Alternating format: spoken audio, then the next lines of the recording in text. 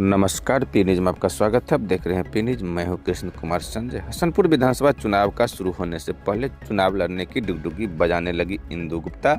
जहां बिहार के समस्तीपुर जिले के बिथान प्रखंड स्थित बिथान ग्राम के समाजसेवी, कर्मठ, ईमानदार, शिक्षित महिला इंदु गुप्ता, जो सुरेंद्र गुप्ता की धर्म पत्नी है, हसनपुर विधानसभा से विधायक के पद से चुनाव लड़ने की तैयारी में जुट गई तथा चुनावी डुगडुगी बजाने लगे। उन्होंने बताया कि अभी तक जो भी विधायक जीत कर गए हैं, हसनपुर विधानसभा क्षेत्र के जनता के साथ धोखाधड़ी करने का काम किया है, विकास का काम नहीं किया है।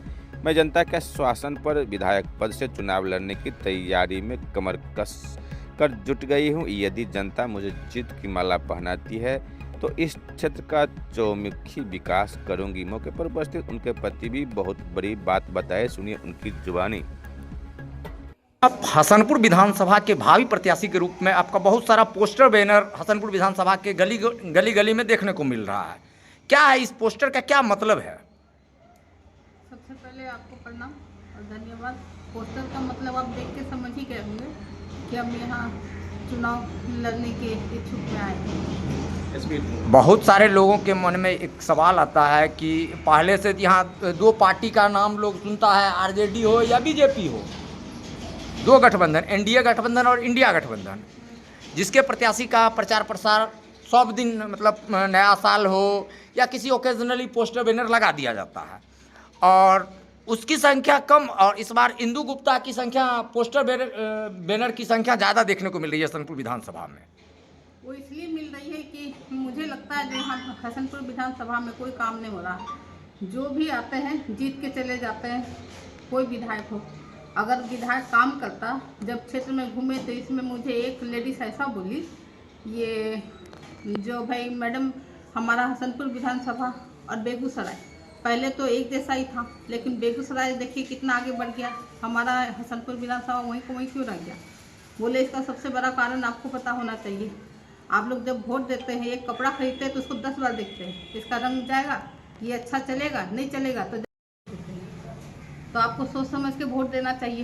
तो आप क्या चाहते हैं? आप लोग, वो बोले हम लोग बदलाव चाहते हैं, आप आइए, हम आपको पूरा मदद करेंगे और मुझे कोई महिला ही चाहिए हित के विकास के लिए। हाँ, जनता के हित के लिए आप चुनाव लड़ने के लिए तैयारी में हैं और कुछ ना कुछ टारगेटेड होगा ना कि हमारे यहाँ मूल रूप से सड़क की कमी है, शिक्षा की कमी है, स्वास्थ्य व्यवस्था बढ़िया नहीं है, या एक अभी तुगलकी फरमान जारी होता है अफसरशाही, वो अफसरशाही है, उसके विरोध में अब इस तरह का कुछ है आपके? हाँ है। सबसे पहले तो यहाँ का रोड रास्ता बहुत बेकार है, जिसके कारण आए दिन आप सुनते होंगे एक्सीडेंट हो रहा, ये हो रहा। उसका सबसे मूल कारण, आप लोग इतना घूमते हैं, आपको नहीं पता चल रहा है जो रोड रास्ता यहाँ का अच्छा नहीं। अगर कहीं ना कहीं रोड रास्ता अच्छा हो तो शायद इतना एक्सीडेंट ना हो।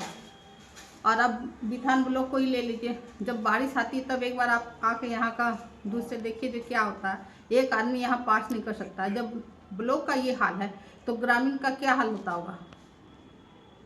और शिक्षा पे बात किया जाए तो यहाँ का शिक्षा भी सही नहीं है, शिक्षा पे भी ध्यान देना चाहिए।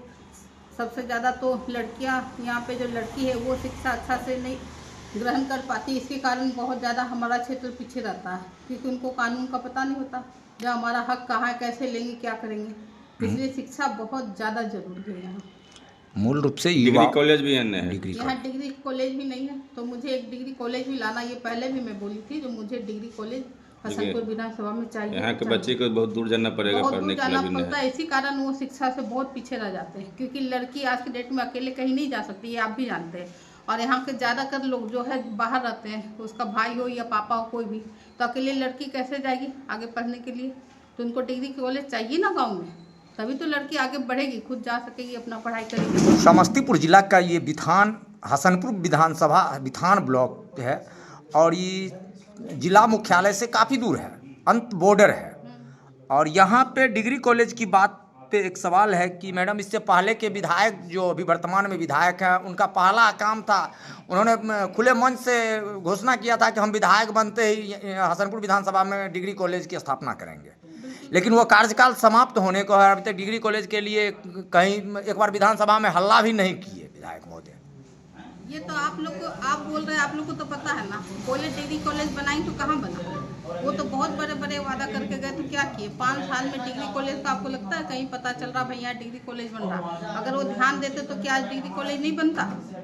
यही तो मेन मुद्दा है, जो वादा करके आदमी चले जाते हैं और काम कुछ नहीं करते हैं। बीच सब जनता इसी कारण परेशान है। बीच के कुछ समय में उनकी सरकार भी रही, उनके गठबंधन में सरकार भी रही, मंत्री भी रहे यहाँ के विधायक, बावजूद इस पे कोई चर्चा भी नहीं हो पाई। डिग्री कॉलेज के नाम पे किसी तरह की चर्चा भी नहीं हो पाई। कोई चर्चा नहीं हुआ। इसी कारण मैं चाहती हूँ जो जनता समझ जाए, समझदार हो जाए और आगे वोट सोच समझ के करे, ताकि ये डिग्री कॉलेज जो है हसनपुर विधानसभा में आना चाहिए। आगामी चुनाव में भी काफ़ी समय बचा हुआ है और आप अभी से क्षेत्र भ्रमण कर रहे हैं। क्षेत्र भ्रमण के दौरान लोगों का कैसा सहयोग प्यार मिल रहा है? लोगों का बहुत ज़्यादा सहयोग और प्यार मिल रहा, वो उन बदलाव के मोड़ में है।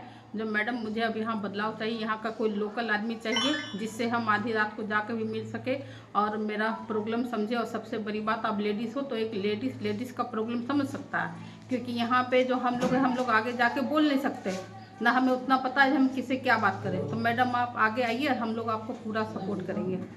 मतदाताओं से क्या अपील करना चाहेंगे मैडम?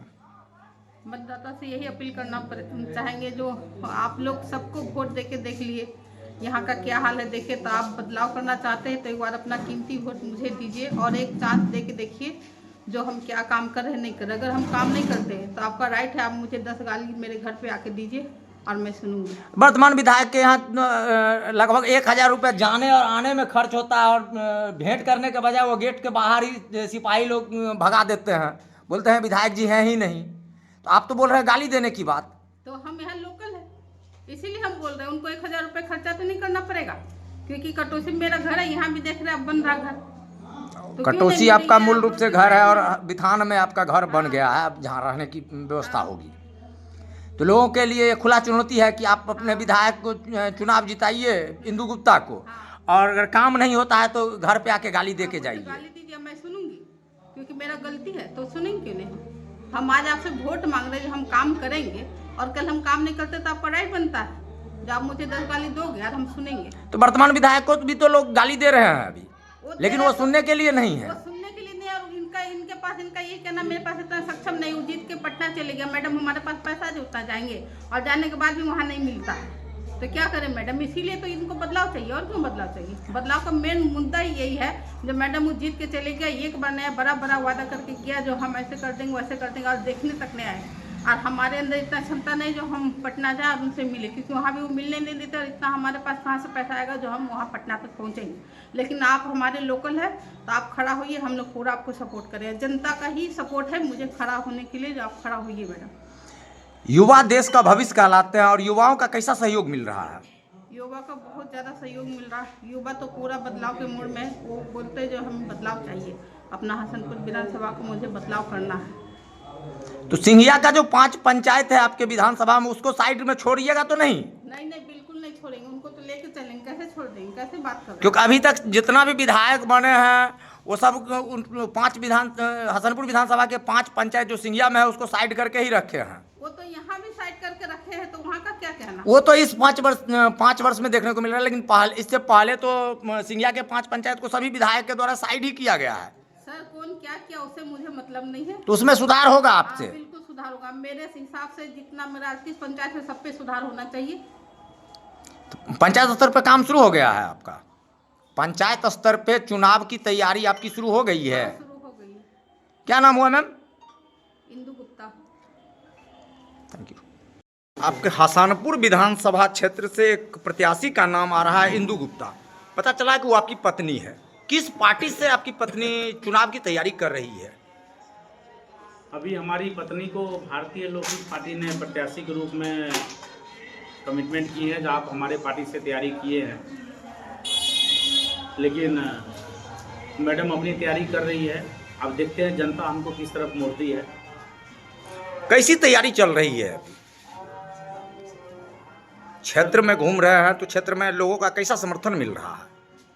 लोगों का भरपूर समर्थन मिल रहा है, और मैडम तो क्षेत्र में घूम ही रही थी, बीच में हमने भी सर्वे किए, घूमे, तो काफ़ी मुद्दा हमारे क्षेत्र का है जो समाधान हो जाना चाहिए था, लेकिन नहीं हो पा रहा। मूल रूप से किन एजेंडों पे आप चुनाव की तैयारी कर रहे हैं? मेरा सबसे बड़ा एजेंडा है सर, ब्लॉक स्तर पे आज हमारा 2 ब्लॉक है हमारे विधानसभा में, हसनपुर और बिथान। सरकार का सबसे बड़ी योजना ब्लॉक स्तर पे एक चीज आप तीसरा ब्लॉक भूल रहे हैं। सिंघिया ब्लॉक भी आपके विधानसभा हसनपुर विधानसभा में, जिसका 5 पंचायत आपके हसनपुर विधानसभा में आती है। हाँ 5 पंचायत है सर, लेकिन हम लोग हसनपुर में ही उसको काउंट कर रहे हैं। सिंघिया ब्लॉक का कुछ 5 पंचायत हमारे हसनपुर विधानसभा में आ रही है, लेकिन हम लोग 2 ब्लॉक में ही काउंट कर रहे हैं। ये तीसरा हम इसलिए पूछे क्योंकि आज तक सिंघिया का जो वो 5 पंचायत है, वहाँ के जनता का एक ही मानना है कि यहाँ के मतदाताओं को चुनाव जीतने के बाद कोई भी प्रत्याशी आज तक देखना भी मुनासिब नहीं समझते हैं, क्योंकि वो बोझा के आटी के समान में उसको समझते हैं। इसीलिए उस 5 पंचायत को साइड करके ही रखा जाता है। और आज आप भी वही बात को दोहरा रहे हैं कि 5 पंचायत को हसनपुर में काउंट कर रहे हैं, वो तो सिंघिया का क्षेत्र है। सर बिल्कुल सिंघिया का क्षेत्र है, हम हसनपुर में इसलिए काउंट कर रहे हैं, जो उनको हम हसनपुर में क्यों नहीं काउंट करें, वो मेरे विधानसभा से है और मैं उसको हसनपुर में सब दिन काउंट करूंगा। और रह गया देख रेख करने वाली बात, तो हम बिल्कुल उस 5 पंचायत को देखना चाहेंगे सर, जो पंचायत को कोई देखा नहीं है, बल्कि हर एक पंचायत पे हमारा निगाह है। तो चुनाव की तैयारी में आप बोल रहे हैं कि 3 पंचायत, दो ब्लॉक है या 3 ब्लॉक है, ब्लॉक में क्या गड़बड़ी है जिसके कारण आप चुनाव लड़ने की तैयारी में आए हैं? सर सबसे पहले सरकार का, स्टेट का और सेंट्रल गवर्नमेंट का जो भी योजना आता है हमारा ब्लॉक स्तर पे आता है। क्या आप बताइए मीडिया प्रभारी जी, और मैं आपके माध्यम से मैं जनता तक ये बात पहुंचाना चाहता हूं, क्या पेंशन योजना सही टाइम पे लागू हो रहा है? जो आवास विकास का जो भी परियोजना है सेंट्रल गवर्नमेंट का, प्रॉपर रूप से पूरी ईमानदारी से जो रेट सरकार तय कर देती है, इतना का हम मटेरियल, इतना का पैसा देंगे, वो पूरी जनता को मिल रहा है। तीसरा नंबर, रोड रास्ता जो मनरेगा के तहत बनता है सर, वो प्रॉपर रूप से बन रहा है, और अगर बन रहा है तो क्या उस पर मटेरियल सही लग रहा है? मूल रूप से जन कल्याणकारी योजनाओं को सुचारू रूप से संचालित नहीं होना आपका चुनाव लड़ने का एजेंडा बन गया। हाँ बिल्कुल आप कह सकते हैं सर, क्योंकि मैं एक छोटी सी बात करना चाहूँगा आपसे। अभी आप देखे होंगे जो पौधा के प्रति सरकार का बहुत बड़ा योजना है, जो हर एक क्षेत्र में पौधारोपण होना चाहिए, बिल्कुल होना चाहिए सर, मैं इसका समर्थक हूँ। लेकिन क्या PWD जब उसके साइड में, रोड के साइड में जब पौधा लगाता है, तो ये ऑब्जेक्शन करता है कि मेरे रोड में आप जो पौधा लगा रहे हैं अभी रुक जाइए, 2 महीने बाद लगा लीजिएगा, क्योंकि मैं नाला नहीं बनाया हूँ। मेरा 45 फुट का रोड पास है या मेरा 30 फुट का रोड पास है, तो मैं अभी सिर्फ 10 फुट बनाया हूँ। 20 फुट का रोड मुझे और संरक्षण करना है, और उसमें नाला दे दूंगा, ताकि जो पौधा आप लगाएंगे वो सरकार का पैसा भी वेस्ट नहीं होगा और सुरक्षित भी रहेगा। क्या ऐसा काम PWD को नहीं करना चाहिए? अपने बगल में मतलब उसको पौधा लगाना देना चाहिए। अगर पौधा लगता है वहाँ, तो क्या जो भी हमारे वृक्षारोपण के जो टीम है, क्या वो PWD से आदेश लेता है? अगर आदेश लेता है सर, तो 6 महीना पहले जो पौधा लगता है उस पौधा को उपाड़ दिया जाता है, फिर उसमें से नाला निकाला जाता है। क्या ये सब जनता का पैसा वेस्ट खर्च नहीं हो रहा है सरकार को? क्या ब्लॉक पदाधिकारी इसका जिम्मेवार नहीं है, या हमारे विधायक जिम्मेवार नहीं है जो हमारे क्षेत्र के विधायक है? तो आप जो ब्लॉक के मुद्दे की बात कर रहे हैं, इसके लिए तो आप ब्लॉक स्तर के चुनाव में भी इस बात का विरोध कर सकते हैं और समर्थन कर सकते हैं।